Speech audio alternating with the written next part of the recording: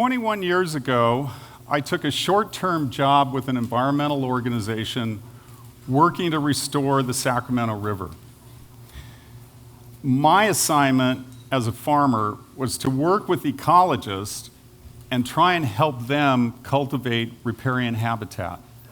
That's the forest that grows in floodplains along rivers. What we were attempting was a whole new approach to conservation. We were trying, rather than fighting others to stop destroying habitat, we were working to create it. And at the time, none of us had a clue if this was going to work or not. We didn't even know if we could get the seeds of these riparian trees to germinate, let alone grow. But the seeds did germinate, and these trees did grow, and we took these plants and we began to convert flood-prone farmland back into riverside forest. What had started out as a short-term assignment for me turned into my full-time career. In 1998, another farmer and I started a nonprofit with the sole mission of rewilding rivers. We were an unlikely group of ecologists and farmers hell-bent on river conservation. And we didn't know it at the time, but this would be the first step in a long journey of building collaborative partnerships. Why focus only on rivers? Because rivers provide us with clean water and they bring our communities together. Since the beginning of the gold rush, we've been trashing our rivers. The 49ers turned them inside out with dynamite and hydraulic mining. 100 years later, we built dams, first Shasta, then Orville, and now we've completely replumbed our rivers so that we can sell water. Like a teenager with a credit card, we have been on a spending spree with our ecological capital. It's been all about us, spend now, pay later. Our young organization wanted to reverse this trend. We wanted to try and get our rivers healthy again. But how is a small nonprofit from Chico going to attack an environmental problem this big? We'd plant trees, a few at first, and then hundreds, and then thousands, and then tens of thousands, and we would continue to plant trees until all the wildlife that depend on these forests for their survival are safe from extinction. When most people think about rivers, they think about flowing water. But rivers are also floodplains. The land where a river is now, has been in the past, or will be in the future. And floodplains serve really important functions.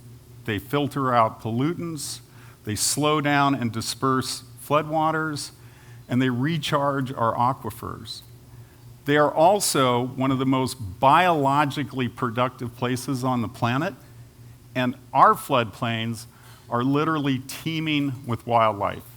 We have birds that migrate here from as far away as the Arctic Circle and Argentina, and there's resident wildlife species that can be found no place else.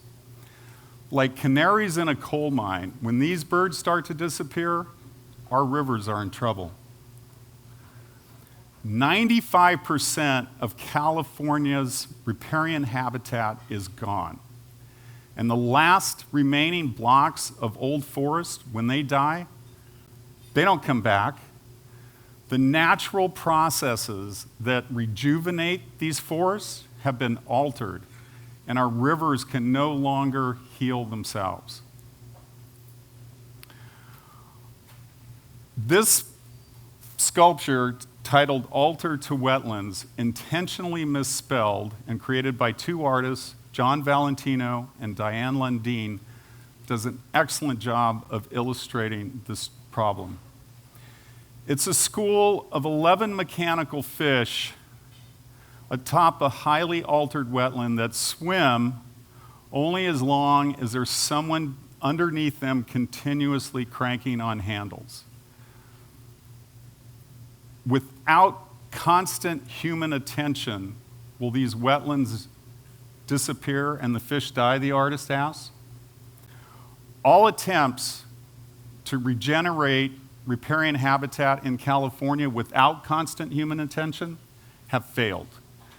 When we tried to just retire farmland and let the forest come back on its own, all that grows back is weeds. So armed with the belief that we could get native plants to grow, we started planting back forests one tree at a time. The challenge was nobody could tell us what these forests should look like. So we began to experiment. We started taking different species of trees and randomly planting them across our fields and just monitoring the response. When we figured out what trees grew best in which soils, under what conditions, we expanded our operation. With our new plant design, our trees grew faster and bigger, and they died less often, so we planted more. Our hope was that if we could get a big enough patch of habitat established out along the river, wildlife would move in. So the first wildlife to respond to our newly planted forests, they were gophers and voles, and they ate almost everything we planted. So we survived the attack, but we learned a really important lesson that day about restoration ecology. You have to be really careful who you invite to dinner.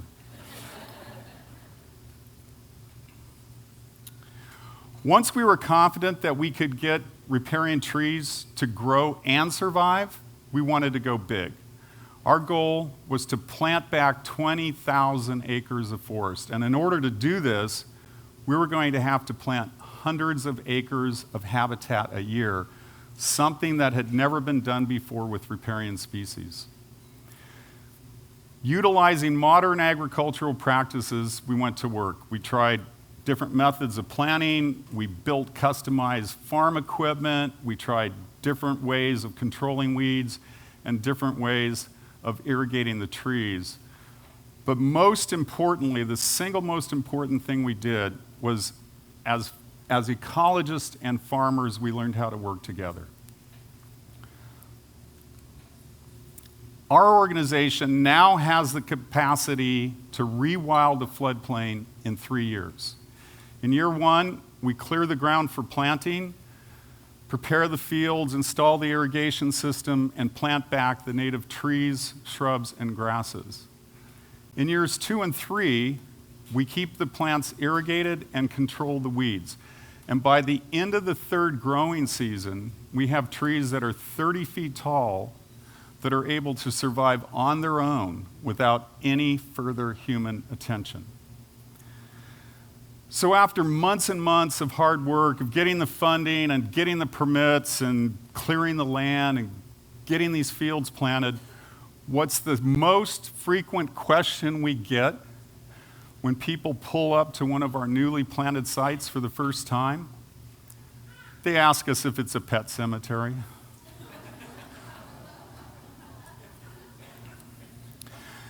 As our forest started to mature, our focus shifted to wildlife. Are they really utilizing the habitat that we're creating? To help us answer this question, we invited biologists to come in and start monitoring our fields. And working together, we learned how to arrange different combinations of plants into groups that would attract different kinds of wildlife. So if we plant cottonwood trees, we'll get yellow-billed cuckoos. If we have grasses on the edge of a wetland, great blue herons will show up. And if we plant cattails and tules, we'll be providing habitat for marsh wrens. We continued to adapt and modify our designs and continually change this, and wildlife poured into our projects. Fields that had 4 different species of birds living there when we started, 3 years later had 53 different species utilizing the same piece of property. Thank you. Larger mammals moved in as well, and on one of our newly rewilded sites, We had so many mountain lion sightings that we had to provide a mountain lion safety training class and equipment to our employees so they wouldn't get attacked by mountain lions.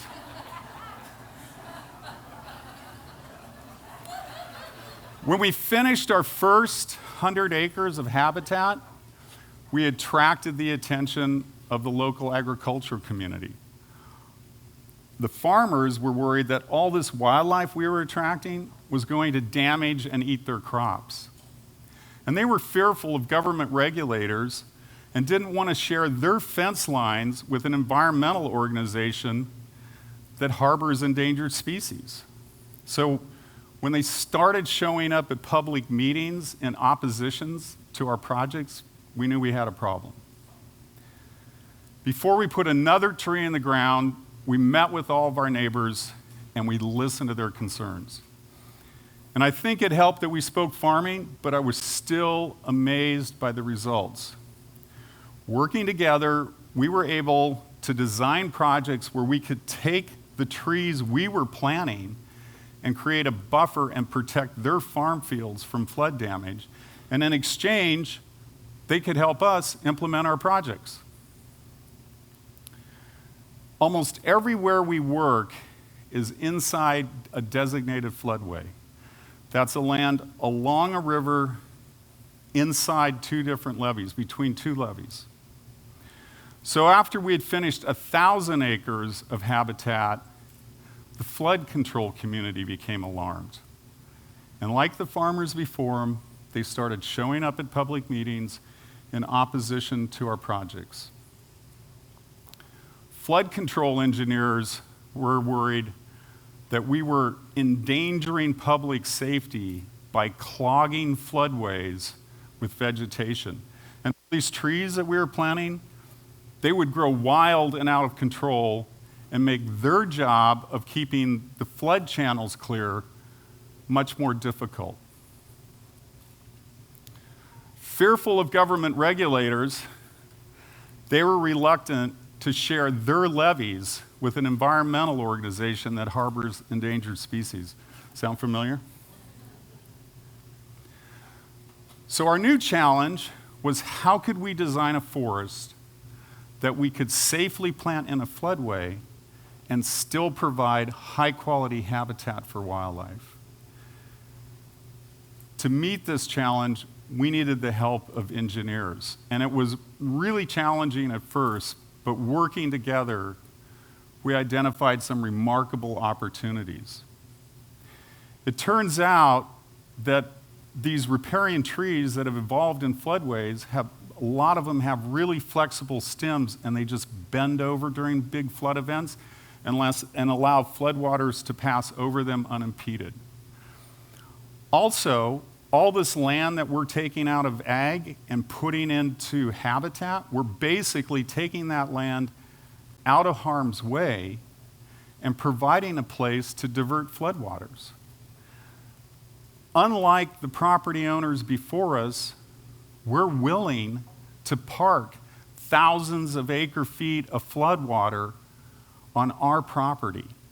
This is not only good for wildlife, this is great for public safety. And one of the lessons we learned working with flood control engineers is that one of the best ways to protect your community from flooding is to rewild your river. 21 years ago, we were trying to get seeds to germinate, and today we can plant 1,000 acres of habitat a year.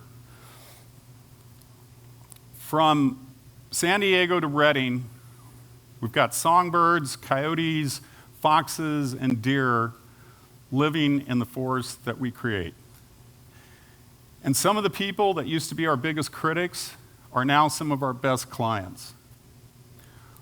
Working together with farmers, ecologists, biologists, and engineers, we've planted nearly 2 million trees and restored over 8,000 acres. And those disappearing birds, they're even starting to come back. This Lee Spell's vireo, a bird that had not been seen in the Central Valley for over 60 years, built its nest and fledged its young in a tree we planted. Thank you.